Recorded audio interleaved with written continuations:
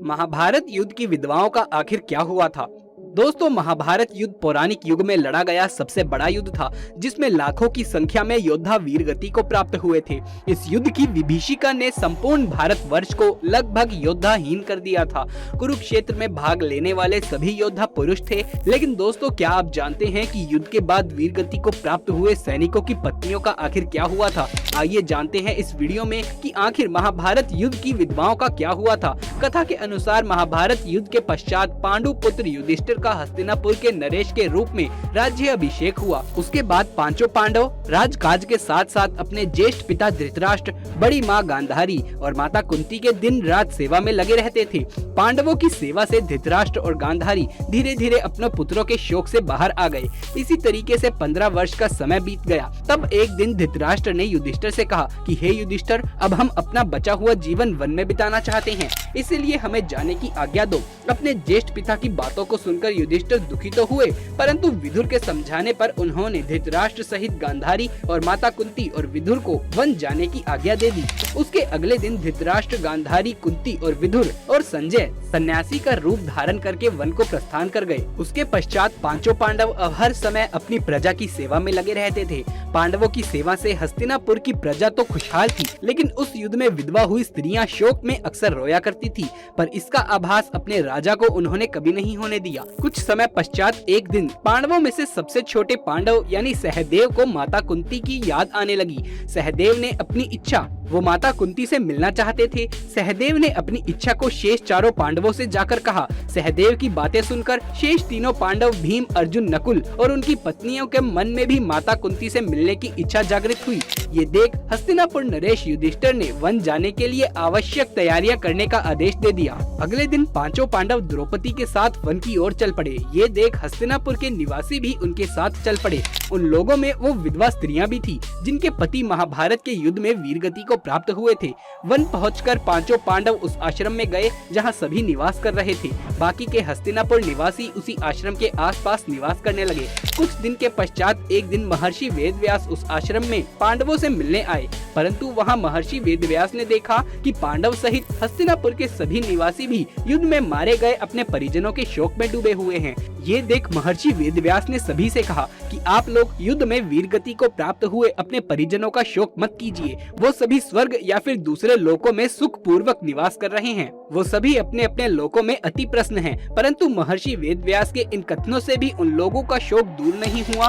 तब महर्षि वेदव्यास ने सभी से कहा कि अगर आप लोगों को मेरे द्वारा कही गई बातों पर विश्वास ना हो तो आज रात को मैं आप सभी को आपके परिजनों से मिलवा दूंगा। ये सुन पांडवों सहित सभी के चेहरे पर हल्की सी मुस्कान उभर आई। जिस आश्रम के आसपास सभी निवास कर रहे थे वो गंगा नदी के तट पर ही स्थित था। शाम को सूर्यास्त होने से पहले महर्षि वेदव्यास सभी को लेकर गंगा के तट पर पहुँचे। फिर सूर्यास्त के बाद उन्होंने अपने तपोबल से महाभारत युद्ध में मारे गए सभी योद्धाओं का आवाहन किया। महर्षि के आवाहन से सभी योद्धा एक एक करके गंगा जल से बाहर निकलने लगे। अपने मृत परिजनों को अपने सामने खड़ा देखकर पांडव सहित हस्तिनापुर के सभी निवासी खुश हो गए।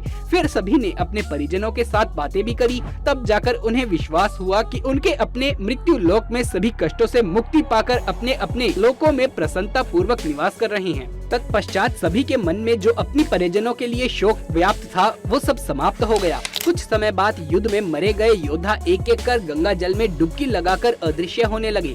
ये देख महर्षि वेदव्यास ने विधवा स्त्रियों से कहा कि जो स्त्रियां अपने पति के साथ उनके लोक जाना चाहती हैं, वो गंगा के इस पवित्र जल में अपना जीवन त्याग कर जा सकती हैं। महर्षि के इतना कहते ही सभी विधवा स्त्रियों ने गंगा के जल में डुबकी लगाकर अपने जीवन को त्याग दिया और सभी अपने अपने पति के लोक चली गयी। अब आइए दोस्तों ये जानते हैं कि महाभारत के युद्ध के बाद पांडवों का क्या हुआ और आखिर यादव वंश कैसे खत्म हो गया। बचपन में हम सभी ने दादा दादी, नाना नानी और स्कूल की कक्षाओं से महाभारत के बारे में सुना है और सबसे ज्यादा हमने महाभारत की किताबों में महाभारत को जाना है। फिर भी महाभारत में इतने रहस्य छुपे हुए हैं कि अभी भी हम उसके घटना संबंध और ज्ञान विज्ञान के रहस्यों से अनजान हैं। महाभारत युद्ध के बारे में तो आप सभी जानते होंगे, लेकिन क्या आप जानते हैं जब महाभारत का 18 दिनों तक चलने वाला युद्ध समाप्त हुआ तो उसके बाद क्या हुआ? कौन बना राजा और कितने दिनों तक चला राज्य और उसके बाद की कहानी क्या है? दरअसल महाभारत की कहानी युद्ध के बाद समाप्त नहीं होती है। असल में तो महाभारत की कहानी युद्ध के बाद ही शुरू होती है। क्यों यदुवंशियों के नाश का श्राप दिया गया था, आइए ये भी जान लेते हैं। आखिर क्या हुआ था महाभारत के बाद। पूरे 18 दिनों तक भीषण रक्तपात का गवाह बनने वाला महाभारत युद्ध जब समाप्त हुआ तो परिणाम पांडवों की जीत के रूप में सामने आया। युधिष्ठिर को हस्तिनापुर का राजा घोषित कर दिया गया और युधिष्ठिर के नेतृत्व में पांडवों का राज पूरे 36 साल तक चला। महाभारत युद्ध की समाप्ति के बाद जब युधिष्ठिर का राज तिलक हो रहा था, तब कौरवों की माता गांधारी ने महाभारत के युद्ध के लिए श्री कृष्ण को दोषी ठहराते हुए उन्हें श्राप दे दिया कि जिस प्रकार कौरवों का विनाश हुआ है, ठीक उसी प्रकार यदुवंश का भी विनाश होगा। गांधारी के अनुसार भगवान कृष्ण के पास युद्ध को रोकने की दिव्य शक्ति थी और किसी एक पक्ष में जाने का विकल्प। जब बेटों के खोने के गम में गांधारी ने श्राप दे दिया तो भगवान श्री कृष्ण भी उसे टाल न सके। गांधारी के श्राप का असर अब यादवों पर होने लगा था। श्राप के चलते श्री कृष्ण की द्वारका की हालत बिगड़ने लगी थी। हालत संभालने के लिए श्री कृष्ण अपने सारे यादव कुल को प्रभास ले गए, लेकिन वहाँ भी हिंसा से पीछा नहीं छूटा। स्थिति ऐसी हो गई कि पूरा कुल ही एक दूसरे के खून का प्यासा हो गया और बात वहाँ तक पहुँच गई जब उन्होंने नस्ल का संहार ही कर डाला। इस नरसंहार में सिर्फ भगवान श्री कृष्ण, बलराम, दारू और बभरू ही बचे थे। प्रभास नरसंहार के बाद भगवान कृष्ण ने वन में जाकर ध्यान मग्न होने का निर्णय लिया। जब भगवान कृष्ण ध्यान में लीन थे तब एक शिकारी ने वन में हिरण का शिकार करते समय भगवान कृष्ण को ही हिरण समझकर तीर चला दिया और ये तीर सीधे जाकर भगवान श्री कृष्ण के पैर में लगा। तीर लगने के बाद भगवान कृष्ण ने शिकारी के सामने ही विष्णु का रूप धारण कर लिया और नश्वर शरीर का त्याग कर दिया। जब अर्जुन ने प्रभास के भीष्म नरसंहार के बारे में सुना तो उन्होंने कृष्ण कुल को बचाने की सोची। जब द्वारका जलमग्न हो रहा था तो अर्जुन ने बुजुर्गों, महिलाओं और बच्चों को इंद्रप्रस्थ ले जाने का काम किया। जब यादवों का काफिला इंद्रप्रस्थ की ओर बढ़ रहा था तभी लुटेरे ने काफिले पर हमला कर दिया और अर्जुन के योद्धा यादवों की रक्षा करने में नाकामयाब रहे। इस घटना के बाद अर्जुन को अपने योद्धाओं की क्षमता पर से विश्वास उठ गया। जब अर्जुन यादव वंश की रक्षा करने में विफल हो गए तो वो काफी निराश हुए। श्री कृष्ण के जाने के बाद पांडव टूटने लगे, इसलिए उन्होंने राजपाट त्याग करना ही उचित समझा।